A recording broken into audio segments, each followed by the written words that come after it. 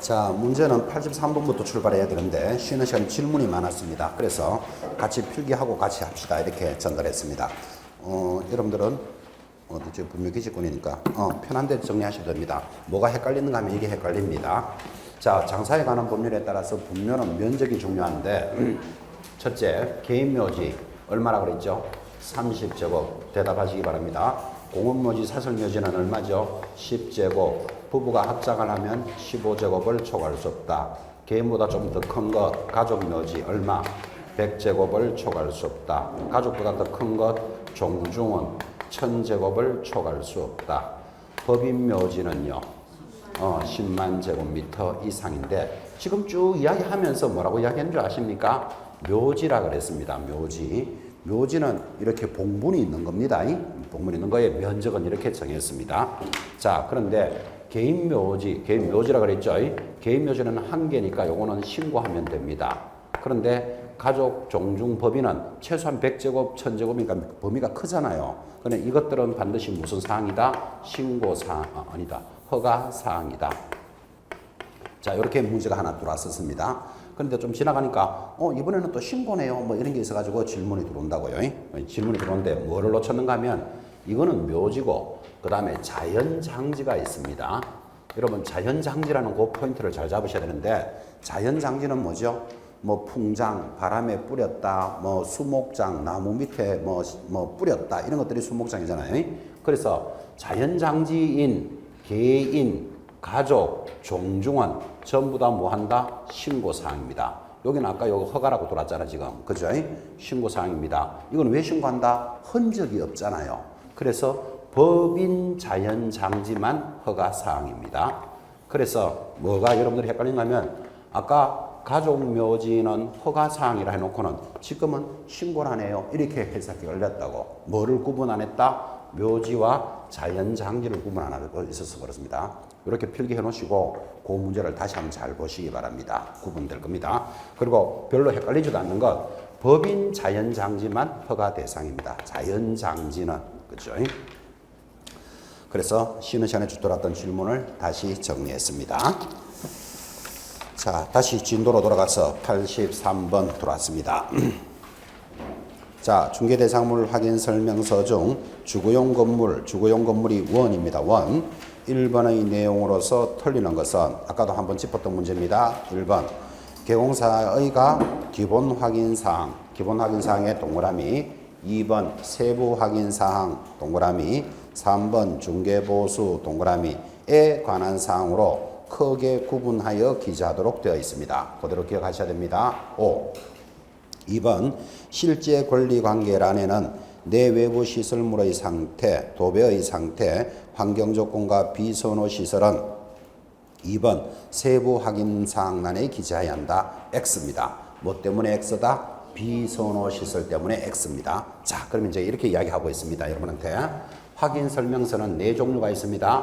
1, 2, 3, 4 4종류가 있고 이 4종류의 모습이 공통적인 게 1번 기본 확인 사항이 있고 지금 들었죠. 2번 세부 확인 사항이 있고 3번 중개 보수로 구성이 되어 있는데 기본적으로 확인해야 될 사항이 하나, 둘, 셋, 넷, 다섯, 여섯, 한 10가지나 됩니다. 10가지. 이거 여러분 다 기억하는 거 장난 아니거든요. 근데 세부 사항은 몇 가지다? 4가지예요.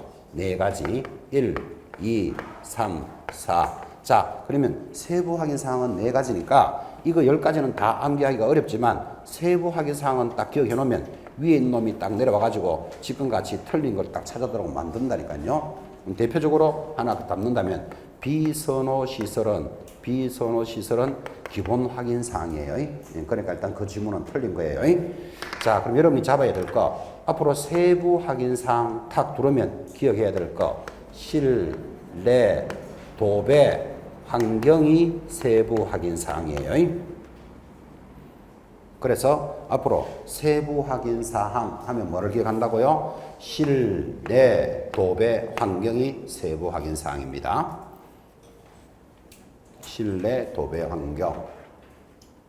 자, 이렇게 잡아놓고 이제 다시 확인하기를 실내 도배 환경인데 실이 뭘까요?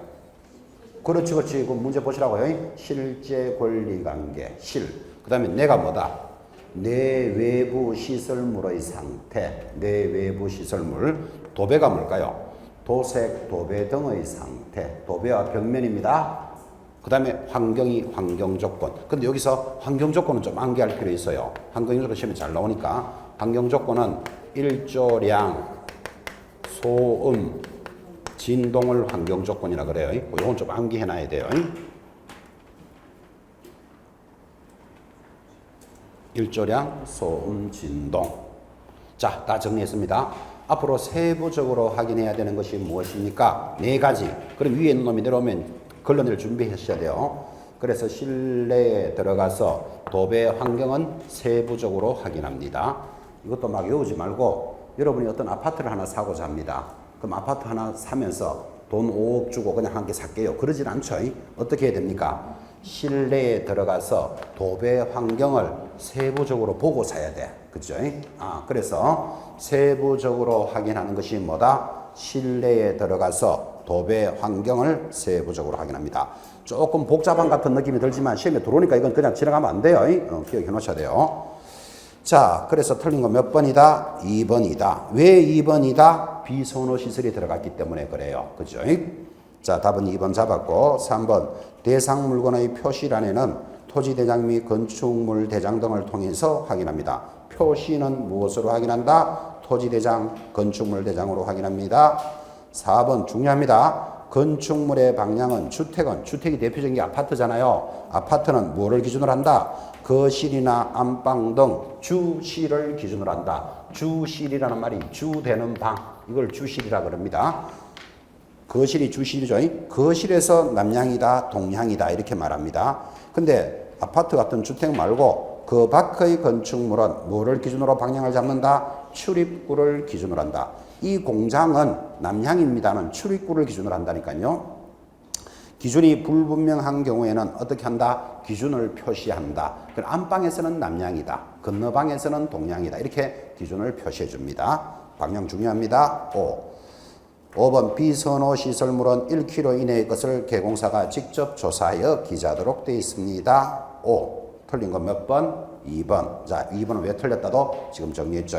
확인 설명서에 관한 내용은 무조건 출제됩니다.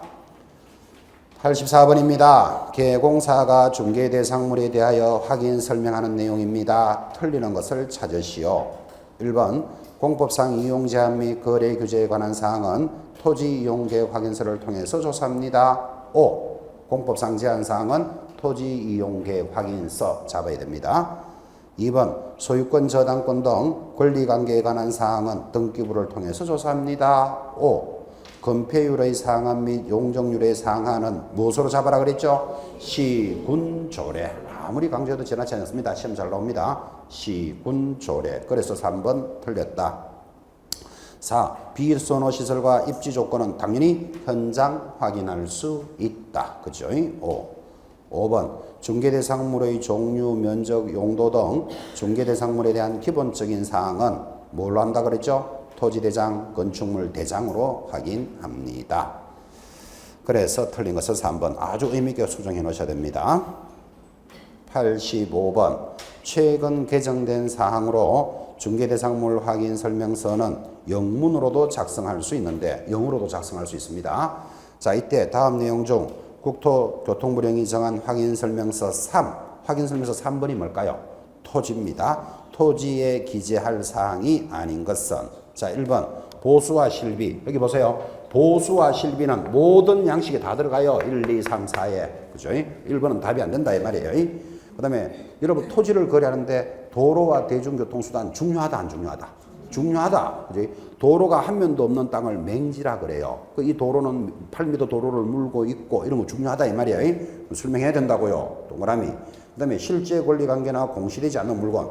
토지에 대해서 실제 권리 관계라는 게 등기 안 되는 권리라 그랬잖아요. 대표적인 게 분묘기지권이에요. 토지를 사고 파는데 분묘기지권이 있다 없다 중요하다 안 중요하다? 굉장히 중요하잖아요. 더 가야 된다 이 말이에요. 상식이지만 4번 토지를 거래할 때는 토지 이용 계획과 공법상의 제한사항 당연히 알아야 돼요. 그런데 필요 없는 것 일조량, 소음, 진동은 안 들어가요.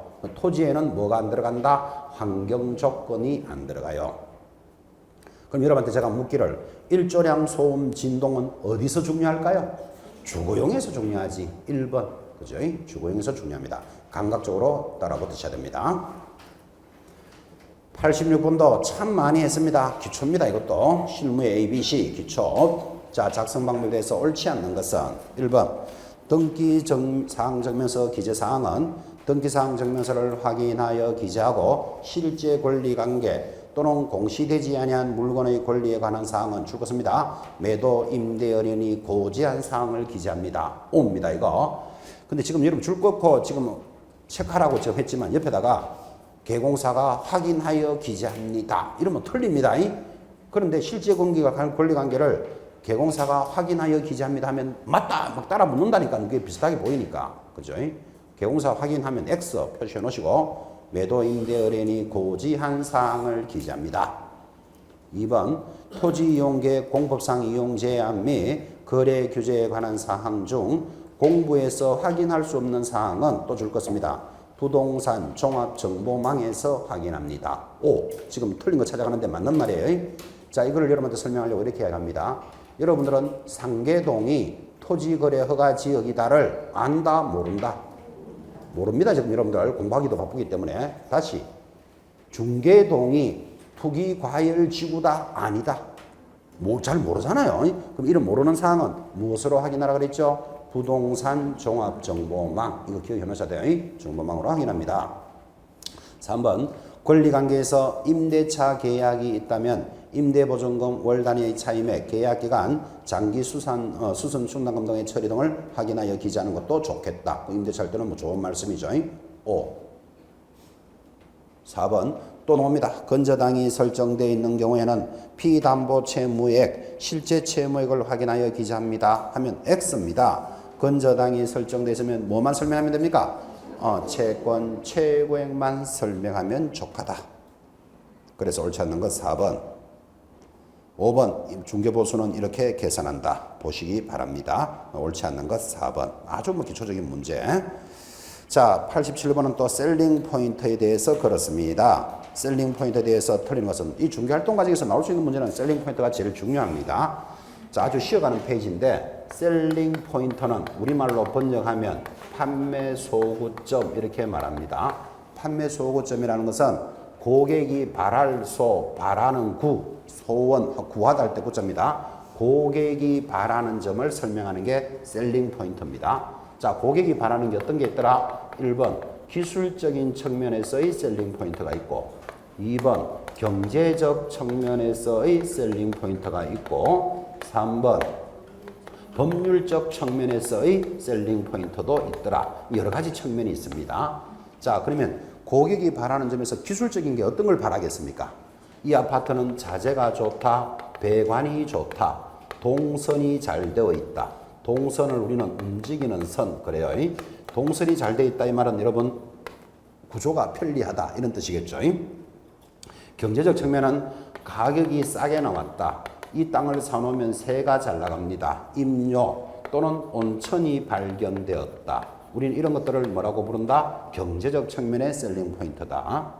법률적인 것은요, 법자 들어가는 거겠죠. 세법상 혜택이 있다. 공법상 혜택이 있다. 법자 들어가는 것들은 법률적 측면이다. 여러 가지 측면이 있구나. 이런 것들을 익히고 있습니다. 자, 이 단원에서는 그래도 셀링 포인트가 제일 중요한데, 자, 이것에 대해서 틀리는 것을 찾으시오. 1번 설명해 주고 있습니다. 공부용입니다.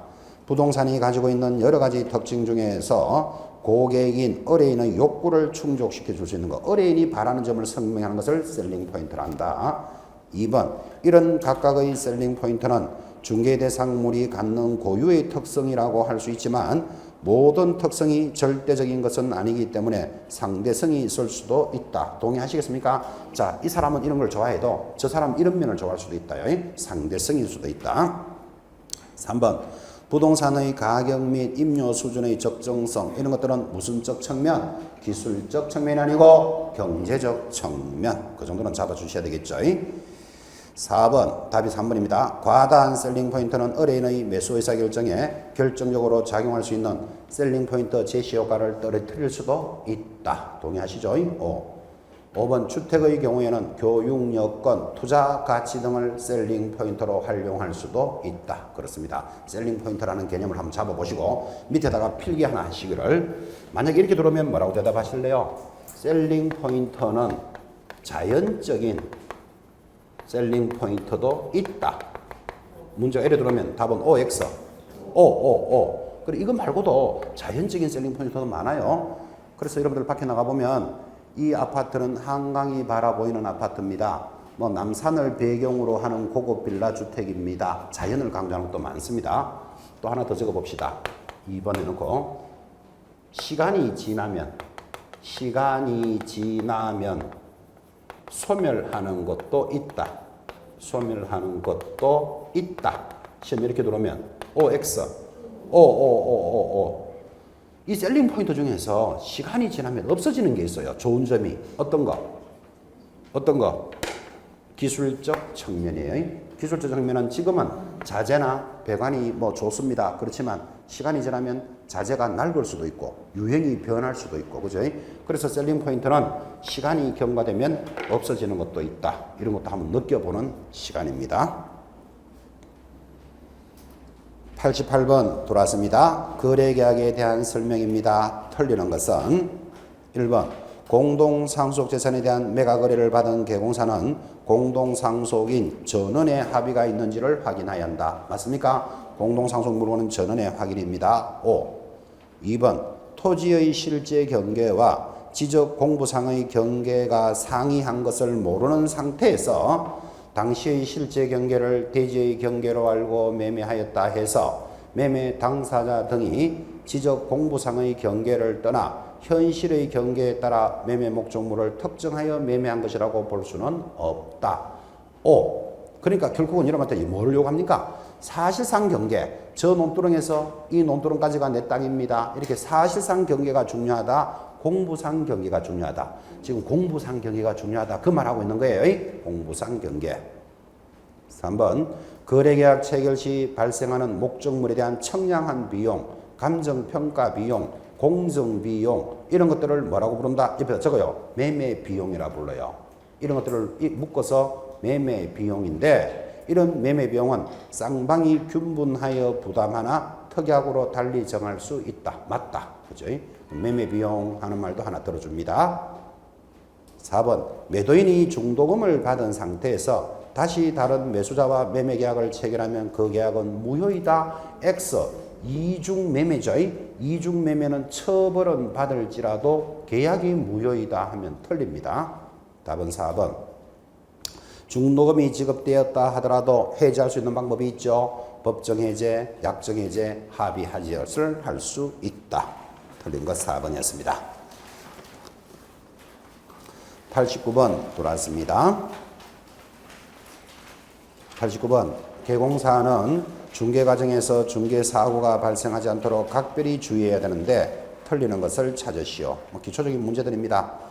틀리는 것 5번 체크합니다. 매도인이 미성년자인 경우 혼인을 하였더라도 자기 소유 주택을 처분할 때는 법정 대리인의 동의를 받아야 한다. X. 자, 미성년자가 혼인을 하면 무엇으로 봅니까? 성년으로 이제되니까 단독으로 법률 행위를 할 수 있다. 틀린 것 5번. 됐죠? 자, 정리해 주시고 그 2번도 잘 봅니다. 우리나라 등기부는 공신력을 인정하지 않으므로 매도인이 진정한 권리자인지 여부는 무엇을 탐문통을 통해서 확인하는 것이 필요할 것이다. 그렇죠? 당연하게.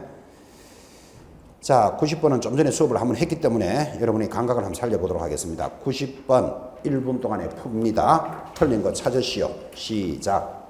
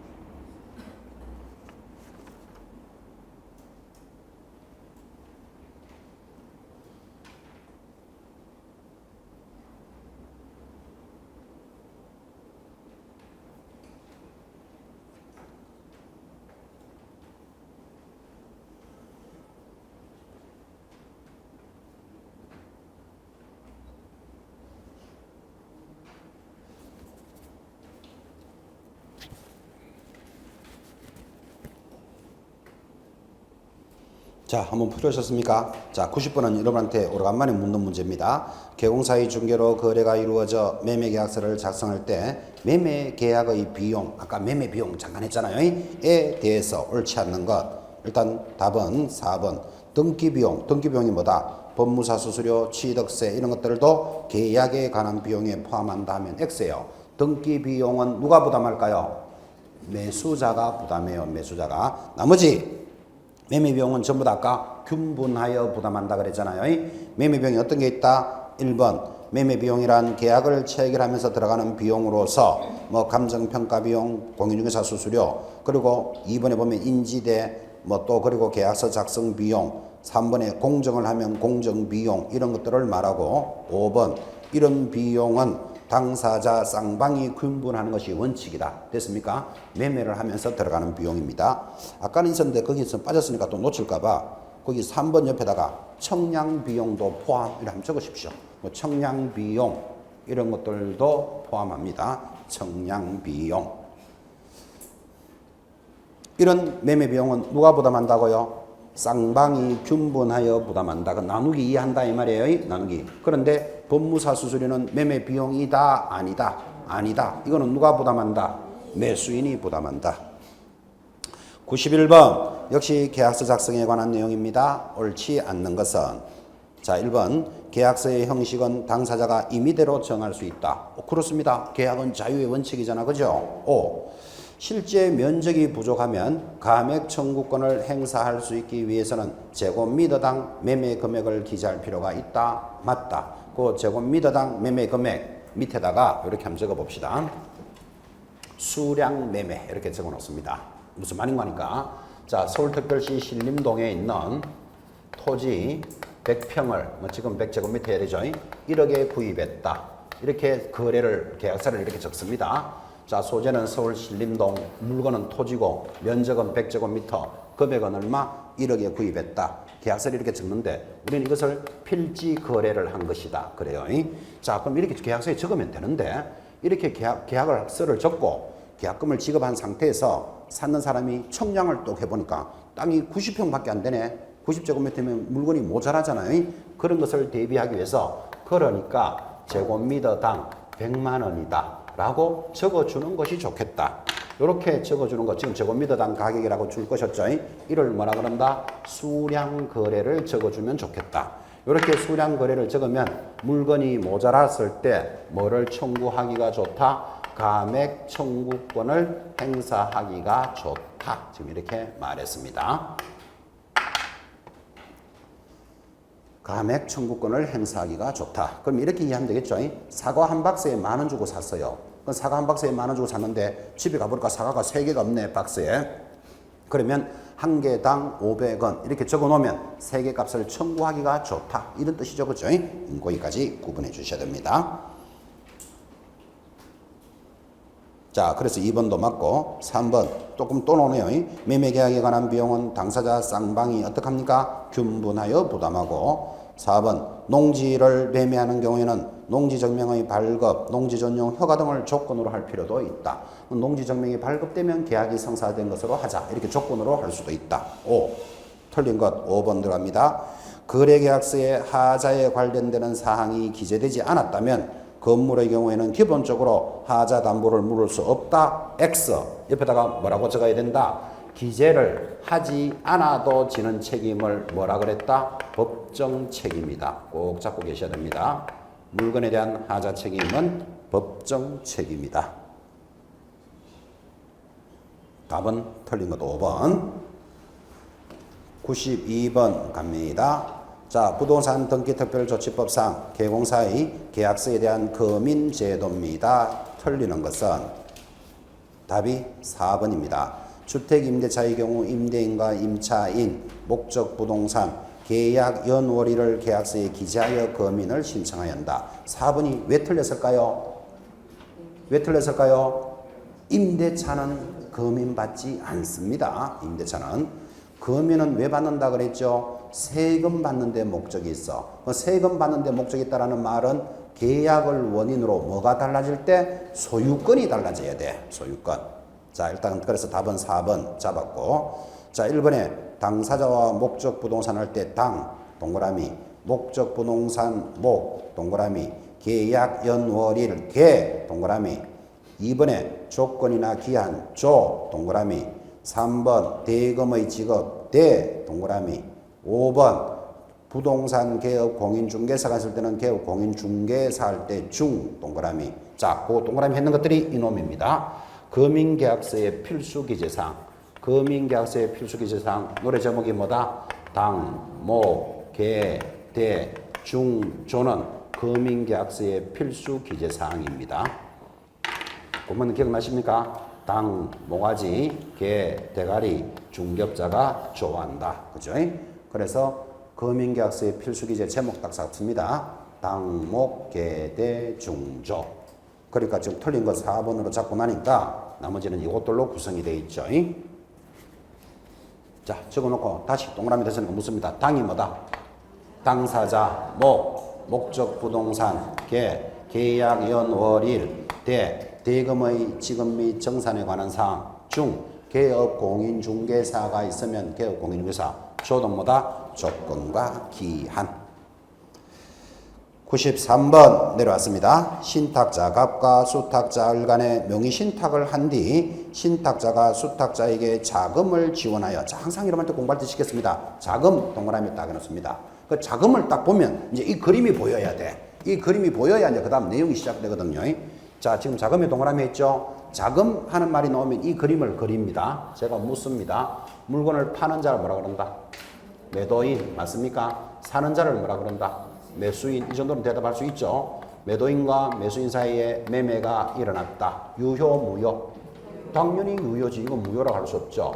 그리고 물건의 변동, 등기도 이루어졌다. 유효, 무효? 유효. 됐죠. 아주 정상적으로 거래했는 겁니다. 그런데 지금 자금을 지원하고 이랬으니까 자금을, 매수자한테 자금을 지원하는 거예요. 자금주가 자금을 지원합니다. 자금을 지원하면서 뭐라고 했겠습니까? 이 돈으로 사서 네 이름으로 일단 등기해놔라 이랬단 말이에요. 그러면 이 자금주와 매수인 사이에는 뭐가 있었겠을 거고? 명의신탁약정이 있었을 것이고, 명의신탁약정은 무조건 무효예요. 자, 이런 상태에서 매수자는 자기 물건 아니지요. 자기 물건 아닌데 삼자에게 뭐 했다? 양도했다. 양도는 고상한 말이고 팔아 처먹었다 그랬잖아요. 그죠?